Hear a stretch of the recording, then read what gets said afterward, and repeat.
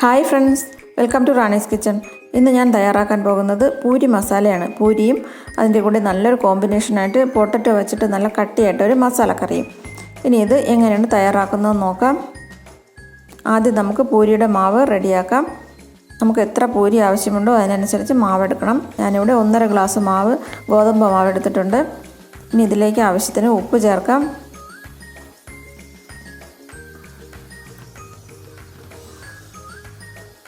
1.5 teaspoon പഞ്ചസാര ചേർക്കാം.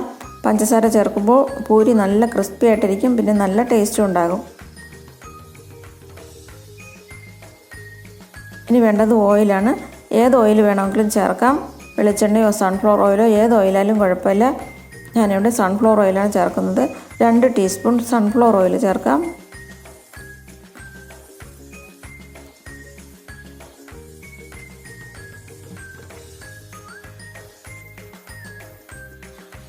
നന്നായിട്ട് മിക്സ് ചെയ്യാം. ഈ ഓയിലും ഉപ്പും എല്ലാം മാവിൻ്റെ എല്ലാ ഭാഗത്തും ആകാനായിട്ട് നന്നായിട്ട് ഇതൊന്ന് മിക്സ് ചെയ്യാം.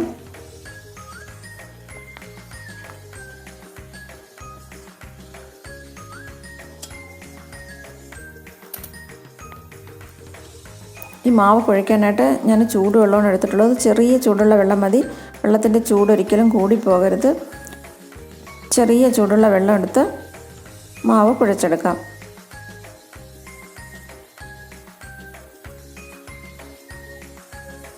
കുറേശ്ശെ വെള്ളം ഒഴിച്ച് വേണം കുഴച്ചെടുക്കാനായിട്ട്.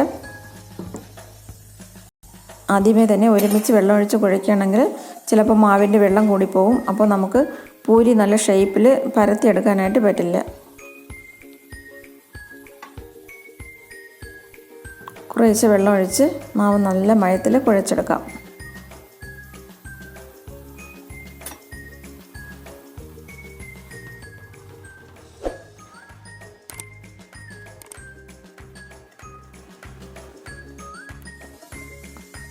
മാവ് നല്ല ബലം കൊടുത്ത് നല്ല മയത്തിൽ കുഴച്ചെടുക്കണം.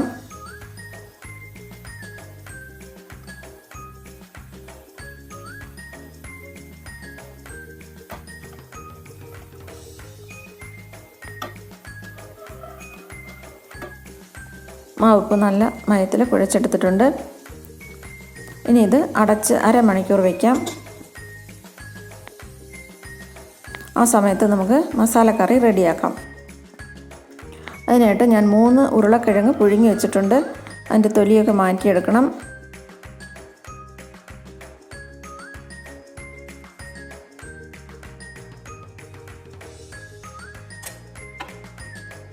പിന്നെ ഒരു വലിയ സവാള അരിഞ്ഞത്, 3 പച്ചമുളക് അരിഞ്ഞത്, വെളുത്തുള്ളി അരിഞ്ഞത് 1 സ്പൂൺ, ഇഞ്ചി അരിഞ്ഞത് 1 സ്പൂൺ, പിന്നെ 1 തണ്ട് കറിവേപ്പില. ഇത്രയും എടുത്ത് വെച്ചിട്ടുണ്ട്.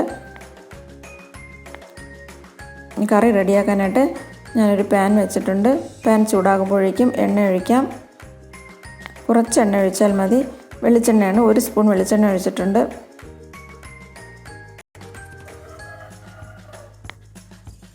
കറിവേപ്പില ചേർക്കാം.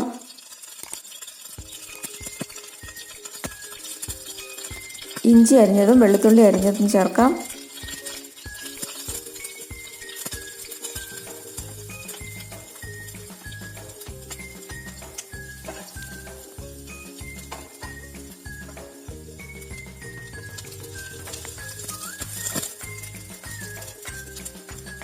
ഇതൊന്ന് വഴറ്റി കൊടുക്കാം. ഇഞ്ചിയുടെയും വെളുത്തുള്ളിയുടെയൊക്കെ പച്ചമണം മാറുന്നത് വരെ ഒന്ന് വഴറ്റാം.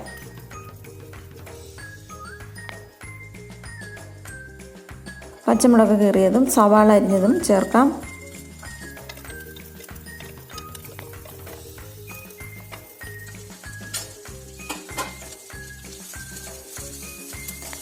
ഇതൊന്ന് ഇളക്കി കൊടുക്കാം.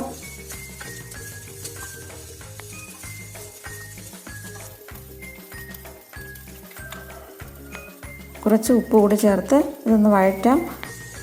നല്ലപോലെ ബ്രൗൺ കളറാവുന്നത് വരെ ഒന്നും വഴറ്റണ്ട. ചെറുതായിട്ടൊന്ന് കളർ മാറുന്നത് വരെ വഴറ്റിയെടുക്കാം. സവാള ഒന്ന് സോഫ്റ്റായി കിട്ടണം.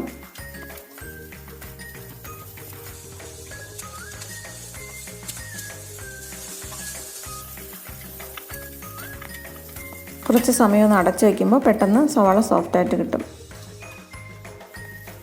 ഇപ്പോൾ സവാളയുടെ നിറമൊക്കെ ഒന്ന് മാറിയിട്ടുണ്ട്. ചെറുതായിട്ട് കളർ മാറി വന്നിട്ടുണ്ട്. സവാള സോഫ്റ്റായിട്ട് വന്നിട്ടുണ്ട്. ഇത്രയും മതിയാകും. ഇനി നമുക്ക് ഉരുളക്കിഴങ്ങ് ചേർക്കാം. ഉരുളക്കിഴങ്ങ് പുഴുങ്ങിയത് ഒന്ന് ഉടച്ച് ചേർക്കാം.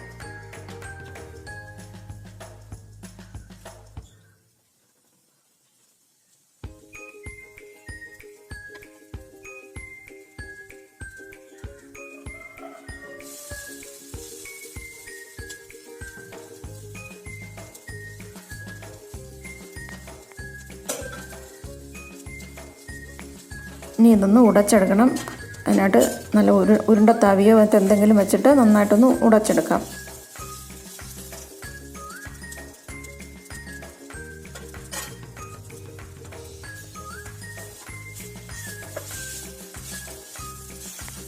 നന്നായിട്ട് ഉടച്ചെടുക്കാം. ഉടച്ചെടുക്കുമ്പോൾ മുഴുവൻ കഷ്ണങ്ങളും അങ്ങ് ഉടഞ്ഞു പോകാതിരിക്കണം. ചെറിയ ചെറിയ പീസസൊക്കെ കിടക്കുന്നത് കറിയിൽ നല്ലതായിരിക്കും.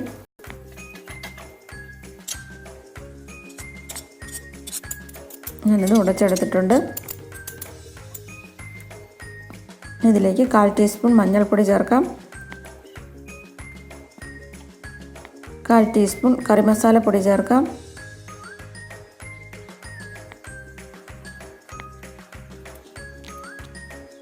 ആവശ്യത്തിനുള്ള ഉപ്പ് ചേർക്കാം. ഇനി ഇത് നന്നായിട്ടൊന്ന് മിക്സ് ചെയ്തെടുക്കണം.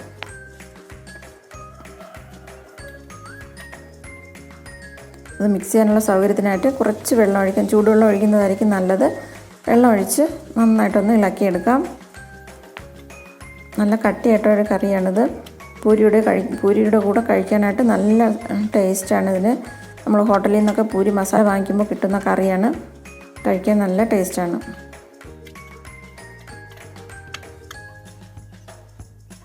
അല്പം കൂടെ വെള്ളം ഒഴിച്ച് ഒന്ന് മിക്സ് ചെയ്തെടുക്കാം.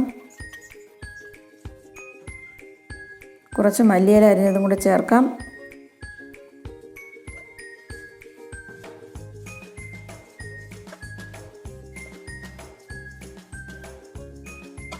ഇപ്പോൾ കറി റെഡി ആയിട്ടുണ്ട്.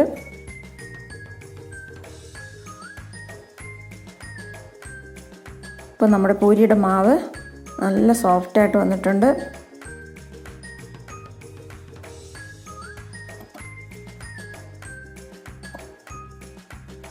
ഈ പൂരി ഉണ്ടാക്കാനായിട്ട് എളുപ്പത്തിനായിട്ട് ഈ മാവിനെ നമുക്കൊന്ന് ഉരുട്ടിയെടുക്കാം. ചെറിയ ചെറിയ ബോൾസായിട്ട് ഉരുട്ടിയിടാം.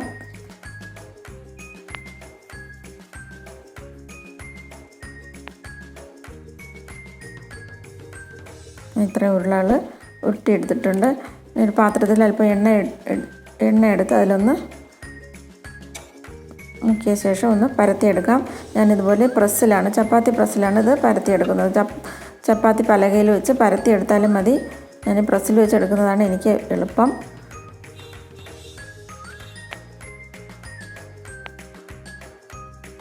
പ്രസ്സിൽ വെച്ച് 2 പ്രാവശ്യം ഒന്ന് പരത്തിയെടുത്താൽ മതി. ഒരുപാട് സമയം അമർത്തരുത്, ചെറുതായിട്ടൊന്ന് അമർത്തി എടുത്താൽ മതി.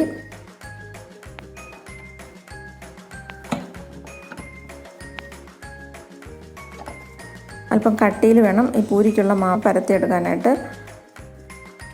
മാവിന് കനം കുറഞ്ഞു പോവുക, പൂരിയുടെ മാവ് കനം കുറഞ്ഞു പോവുകയാണെങ്കിൽ പൂരി പൊങ്ങി വരില്ല. അതുകൊണ്ട് അല്പം കനത്തിൽ വേണം പരത്തിയെടുക്കാൻ.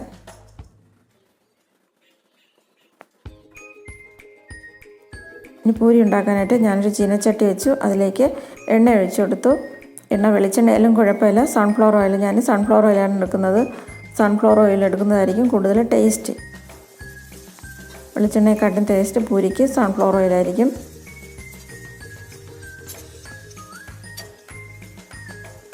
എണ്ണ നന്നായിട്ട് ചൂടായ ശേഷം പൂരി ഇട്ട് കൊടുക്കണം.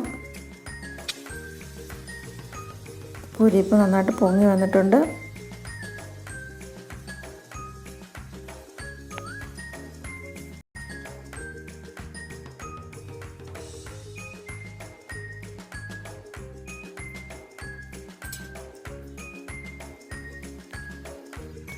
രണ്ടാമത്തെ പൂരി ഇട്ട് കൊടുക്കാം.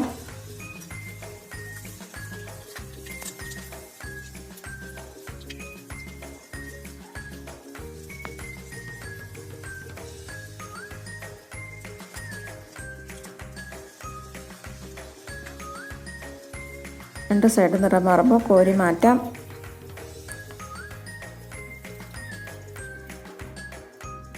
ഇതുപോലെ ബാക്കിയുള്ള പൂരിയും റെഡിയാക്കിയെടുക്കാം.